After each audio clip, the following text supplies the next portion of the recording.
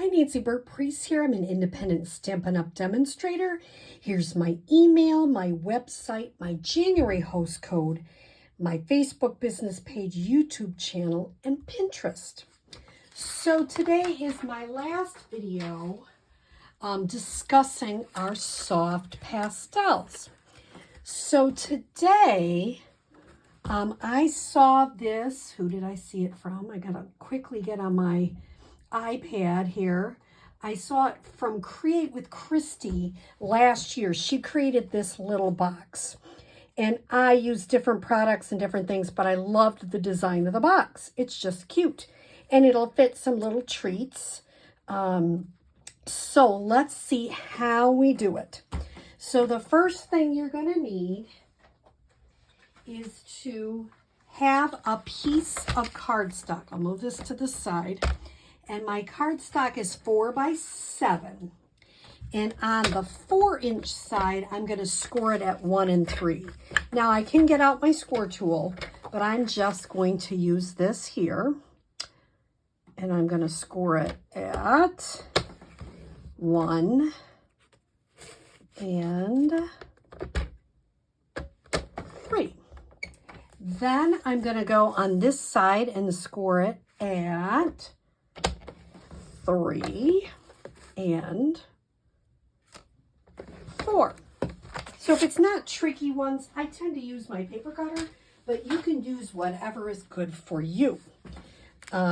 So hopefully you can see those score lines. I'm going to cut up just to this score line on these. And I'm just going to come here.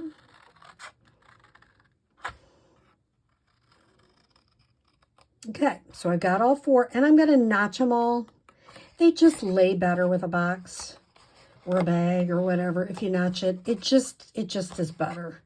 I can't give you the science behind it, but if you look at professional stuff, they're all notched.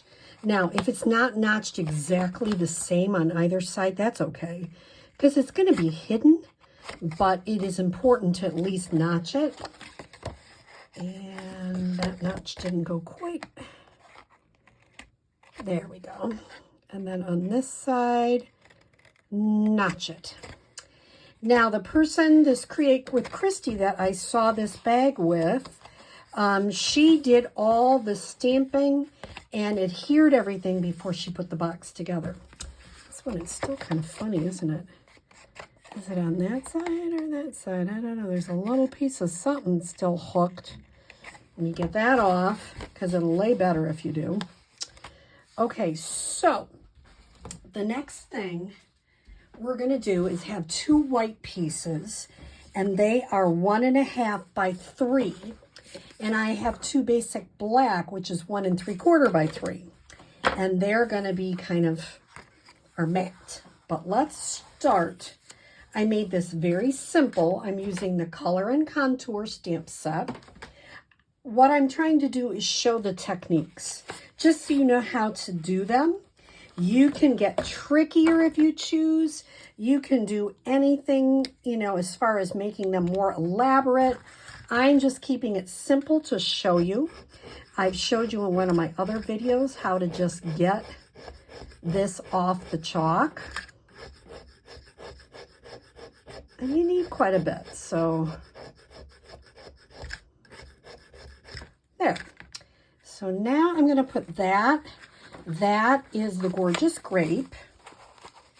And I'm going to put that back in. Take my Take Your Pick tool.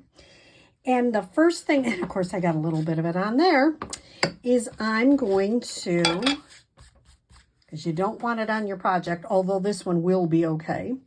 I'm taking the full, this is like the color part, and I'm going to put some on the top with my Versamark ink here, down at the bottom, do the same thing, top, middle, bottom. So you've got a lot. Put my cover back on my Versamark ink. Now I'm going to take a sponge dauber, and I'm just going to tap with that.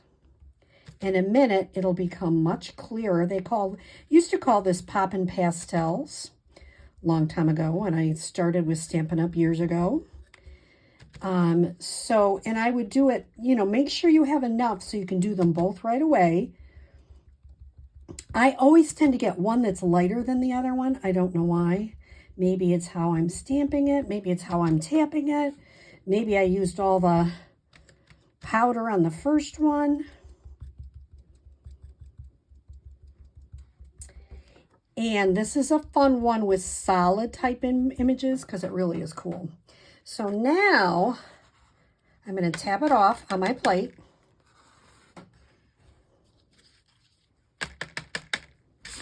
Kind of move that over. Get it on my hands. I get it everywhere usually. This is supposed to be not exact science. So if you get a little bit of that extra around there and you want more, you can tap it. You can brush it off. It's chalk. So it's supposed to be, a little bit chalky. And you can take a towel, paper towel, and rub it off. And then what I'm going to do is I'm going to get my Memento Black. Moving this over to the side. I do not have a problem with this not exactly lining up, but if you totally want it to line up, you can. It is not meant to be exact. This stamp set just isn't. So if you're trying to get exact, this will be frustrating. And I think I did a better job on this one than I did on my first box. I made them darker. And I like them darker.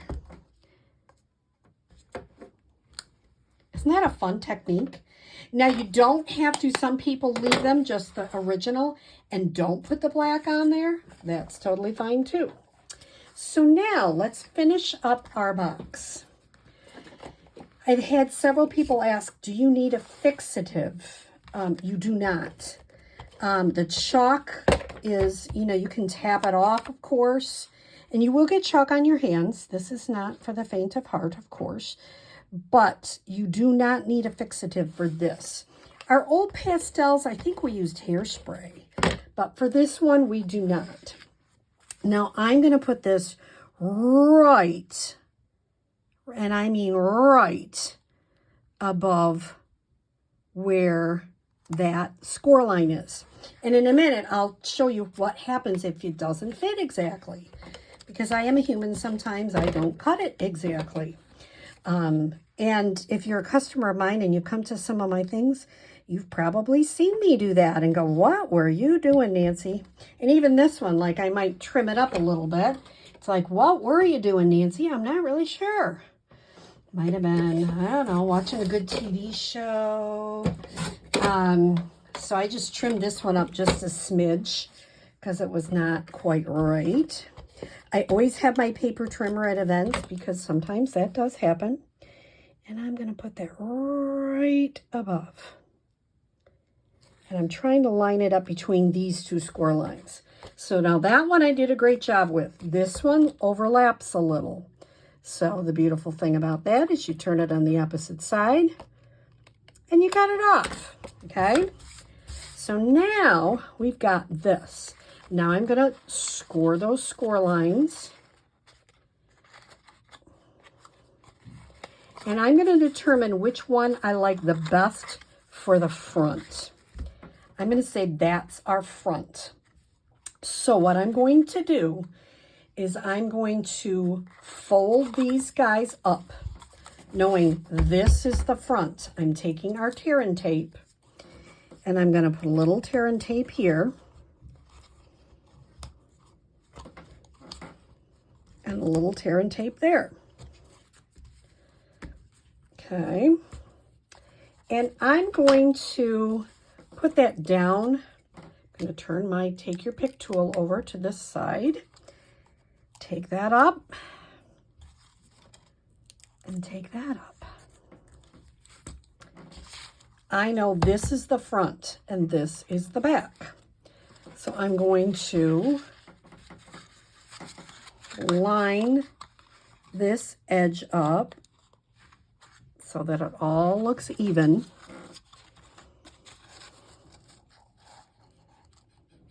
And line this edge up. Now, I am going to put some tear and tape on these two. I'm going to do them right on the edge. I'm in the middle of a video and my grandchild is here. So you can hear. That is exciting. Maybe I might have to come back for this one. I don't know. We'll see. My husband's supposed to be watching them right now. We'll see if that works. Hey, Jamie. Hi, honey. All right. I will come back. Well, I'm back. Blessed to have grandkids to interrupt. So what I did is I put some tear and tape right on the edge. I'm going to put that on the inside, which I probably should have done in a different way.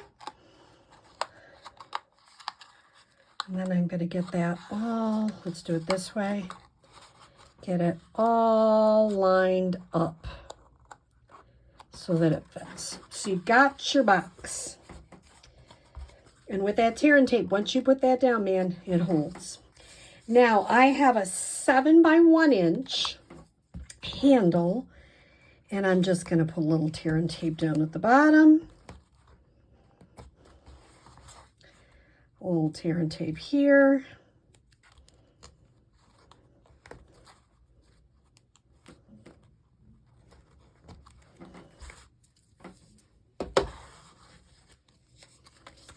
Now, I found a little trick. If you really push those down and go in the middle, it lifts right up. If you're trying to do the edge, not so much. Push them down. Just pick up in the middle. Isn't that cool? Easy. Then I'm going to put this down so you can't see the tear and tape. Push, push, push. Same thing on this side. Put that down so you can't see the tear and tape. And you've got the front of your box. I use the medium daisy punch to just have a couple of little daisies. And I'm putting just a smidge of glue on them. And you notice how you got 2 of them, and when you put them off center, makes that cute little daisy. And I'm going to put a little dimensional. Put this on the front. Uh-oh, my daisy moved. Be careful when you put glue on it. I'm trying to get this finished, but don't move it too quick or you'll get your daisy all goofed up. Can move it. There we go. And my daisy might be just a smidge crooked, so I'm going to... Do you ever do that? Smidge crooked. Move it over. Golly gee. I have to finish so I can get back to my little grandson, who is too fun. He's got a little dog he got. Oh gosh, that is too fun. We just have to, like I say, time with grandchildren. What a blessing. And the last thing I'm going to put on is one of these glossy dots and put it right in the middle. Isn't that a cute little box to give to somebody with some treats in it? So I hope you enjoyed my last Poppin Pastel video and learned a little bit about our soft pastels. Have a great day.